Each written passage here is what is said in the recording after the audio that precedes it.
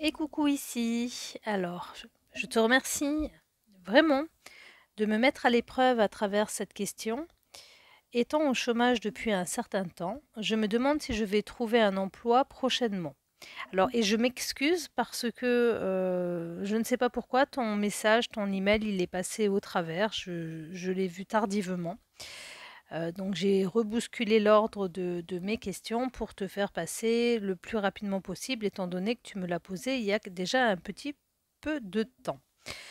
Alors je joue avec les cartes des archétypes de Caroline Miss et avec le jeu de tarot Histoire de sorcière de Deborah Blake et de Elisabeth Alba. Et ayant 2, 4, 6 lettres dans ton prénom, je t'ai fait un tirage en 6 cartes. Et donc pour commencer, la carte des archétypes qui te représente, c'est la carte de Dieu. Alors c'est vrai que c'est plus à associer à un oracle, ça n'a rien à voir avec l'apprentissage du tarot, mais moi ça a été un besoin évident de me servir d'un jeu qui avait une connotation psychologique par rapport aux personnes. Donc la carte de Dieu, part de lumière, bienveillant et compatissant, reconnaît la force éternelle en soi et chez les autres, et la part d'ombre, despotisme et cruauté, se sert de son pouvoir pour contrôler les autres. Alors cette carte, je l'ai tirée à l'endroit. Et ce qui m'a marqué sur cette carte, en fait, c'est le rayon d'or, l'aura, forcément, en fait, Dieu, l'aura que cette personne dégage.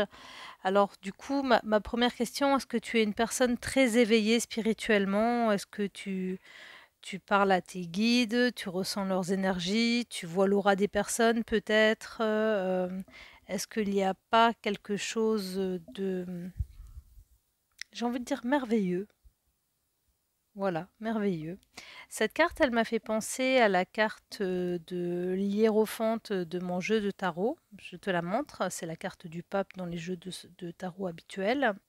Mais c'est juste au niveau en fait du petit symbole que Dieu, donc dans cette carte, a sur son aura, que l'on retrouve un petit peu ici, avec le côté en fait bien entendu sophrologie, méditation, yoga, enfin le côté hyper posé, l'attitude détendue. D'autant plus que ce symbole ressemble au symbole du chiffre romain du 5 du pape. Alors Dieu représente l'ultime sur le plan de la domination masculine, donc ça c'est à rediscuter. Du côté positif, un Dieu peut s'avérer bienveillant et compatissant. Donc voilà pour le côté positif de la carte, puisque je l'ai pris à l'endroit. Alors, bon, ça te concerne pas, mais pour info, l'ombre du Dieu sombre facilement dans la dictature ou le despotisme, ou se sert de ses attraits physiques pour obtenir ce qu'il veut sans donner d'amour en retour. Je viens de discuter avec pendant 1 heure sur un tirage que j'ai fait avec pareil une personne de Clévao qui s'y connaissait en tarologie. Donc on a pu regarder carte par carte sans ressenti par rapport à l'interprétation que j'ai fait et c'est un super exercice. Et pourquoi je te dis ça maintenant? Parce que ça m'a mis en retard au niveau de mes tirages. Voyez si au long de votre vie, vous vous êtes servi d'un grand pouvoir, soit de façon égoïste ou de façon altruiste. Et je reviens sur ce que je disais, c'est aussi parce qu'elle me disait que ça ne servait pas à grand-chose de lire le côté positif ou négatif des cartes des archétypes si cela ne concernait pas la personne. Du coup, je fais bien attention maintenant d'indiquer la partie qui te concerne. La première question, quelle carte du tarot représente ce qui joue en ma faveur au niveau de ma recherche d'emploi? J'ai tiré la reine de bâton. Et là, euh,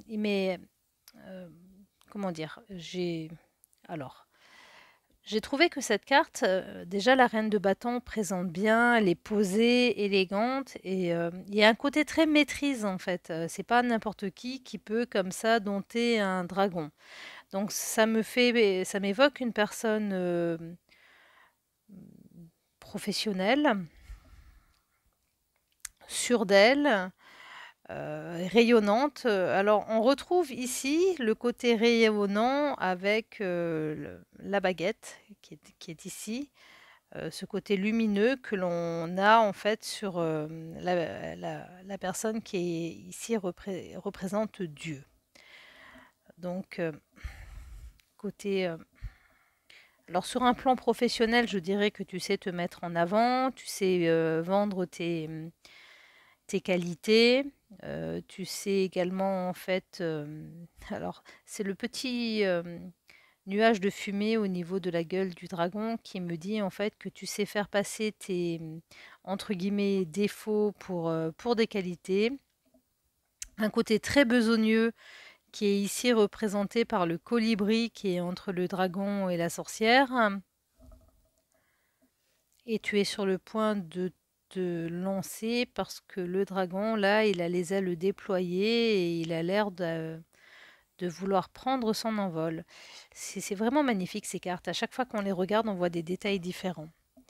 Alors, quelle carte du tarot représente les points auxquels tu dois faire attention dans ta recherche d'emploi? Et là, j'ai tiré le roi de bâton à l'envers. C'est en voyant cette carte, le roi de bâton à l'envers, que j'ai réagi. Je t'ai envoyé un mail en te demandant si ton tirage était toujours d'actualité, comme je ne l'avais pas vu de prime abord. Et quand j'ai vu sortir le roi de bâton, comme je n'ai pas attendu ta réponse pour tirer les cartes, je les interprète pas forcément quand je les tire, je note en fait les cartes qui me tombent. Pour moi, c'était évident, au vu de cette carte, que tu es toujours à la recherche d'un emploi. Alors, qu'est-ce qui m'a fait dire ça? Donc là, on est quelle carte du tarot représente ce à quoi tu dois faire attention. Et quand je vois le roi de bâton à l'envers avec son bâton d'olivier en main, c'est que je ressens que le point d'avertissement ici, c'est ton organisation. Il y a un manque de plan. Là, voilà ce que... Enfin, j'ai pas besoin de commenter cette carte pendant 3 heures. Pour moi, c'était une évidence que cette carte m'indique un manque de structure, un manque de plan, un manque d'organisation. C'est une première manière de voir les choses. Une deuxième manière de voir les choses via le roi de bâton serait de dire, c'est un peu la même chose, mais une désorganisation, un manque, il manque un fil auquel t'accrocher pour te guider au niveau de ta recherche d'emploi. Alors la troisième carte, quelle carte du tarot représente mes forces et mes compétences? J'ai tiré le 7 de coupe. Cette carte ici, elle est présentée comme une force, comme un avantage. Je la ressens, alors enfin, c'est le ressenti qui parle, hein, pas forcément très positivement, dans le sens où cette carte, elle m'indique que tu peux faire énormément de choses et ça va avec le roi de bâton inversé, comme tu... Bon, c'est là que je rappelle que c'est un tirage d'amatrice, mais ce que je cherche à dire, c'est comme tu as de nombreuses capacités, tu vas peut-être te perdre à tâtonner sur différents secteurs d'activité et non pas te concentrer sur le secteur qui te correspondrait le plus. Enfin, moi, c'est clairement comme ça que je ressens aujourd'hui le 7 de coupe.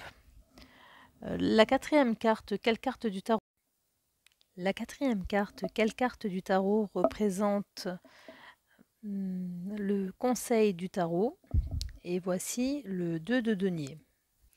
Alors elle peut avoir plusieurs significations, cette carte, bon, comme toutes les cartes, hein. Mais là, le conseil du tarot, c'est le 2 de denier, en fait, c'est jongler, c'est être entre deux feux, avancer en fait en gardant l'équilibre. Personnellement, ici, cette carte, j'ai l'impression en fait qu'elle nous indique, enfin associée au 7 de coupe, c'est vraiment de limiter les choix, de restreindre en fait le panel d'activités. Parce que autant on a le symbole de l'infini Mais autant le 7 de coupe à côté nous indique une hésitation. Donc là, à mon avis, mais bon, le conseil du tarot ici, c'est vraiment en fait de ne pas continuer. Alors tu me diras si je me trompe, là c'est vraiment une question où le retour serait très intéressant, de vraiment en fait cibler ta recherche d'emploi. Euh, alors tout à l'heure, je reviens un peu sur les cartes qui sont passées. On a Dieu, on a la reine de bâton, enfin, on nous montre en fait, enfin, j'ai l'impression qu'on me montre une femme d'expérience qui, à mon avis, en fait, est, j'ai envie de dire multipasse. Euh, mais le conseil du tarot, en fait, c'est de ne te spécialiser. Voilà. La cinquième carte, l'avertissement du tarot. Et ben, c'est là où je me sens toute petite, en fait, toute merdeuse dans mes rapports aux cartes. Parce que l'avertissement du tarot, comme tu le vois, c'est le 2 de coupe et le 3 d'épée. Mais bon, associé comme ça, en fait, on dirait plutôt un avertissement au niveau de ta vie de couple et non pas au niveau de ta vie professionnelle. Enfin, en tout cas, moi, c'est comme ça que je le vois. C'est comme si on me disait attention, trahison, enfin, que ta situation, en fait, elle est déjà compliquée sur un plan professionnel, mais qu'elle risque de s'accentuer négativement en fait d'un point de vue personnel.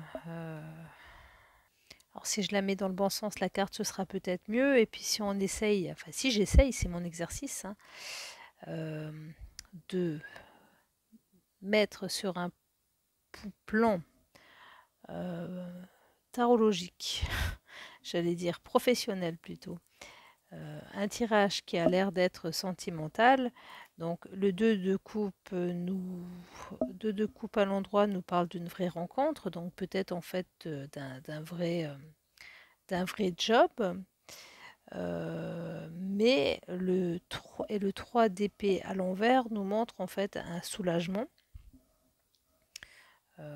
Donc on peut associer ces deux cartes en fait à j'ai trouvé un emploi. Mais ces deux cartes, en fait, sont placées ici comme étant des cartes d'avertissement. Donc,